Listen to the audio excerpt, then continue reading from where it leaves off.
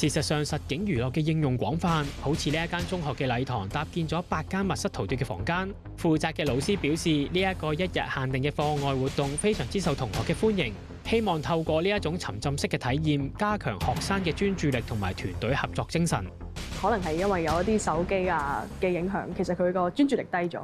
覺得呢個常態嘅時候，咁我哋就要改善我哋嘅教學啦。咁一個遊戲化嘅教學，通常無論喺課堂入邊啦，或者係而家呢一個 escape room 咧，都會見到同學仔嘅參與度高咗好多。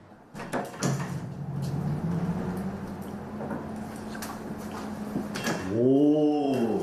呢個好靚喎，咩嚟嘅呢個？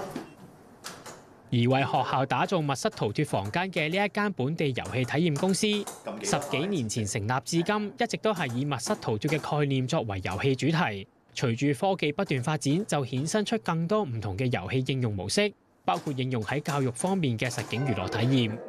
我覺得密室逃脫呢4個字咧，已經代表唔到晒我哋所做嘅嘢。咁所以我已經係將密室逃脫放咗係即係中間一點，而喺呢件事上面，我哋分支到好多。我諗緊，除咗係由小朋友到大人，由室內到室外，由線下到線上，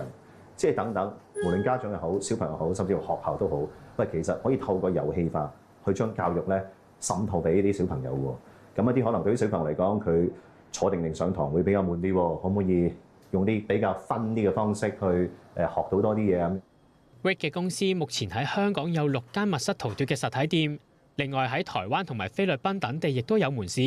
佢表示本地租金同埋工資成本高，要經營一間永久嘅實體店並唔容易，反而以期間限定店嘅模式，等實景娛樂企業試下市場嘅水溫，為未來拓展東南亞市場鋪路，會係一個唔錯嘅方向。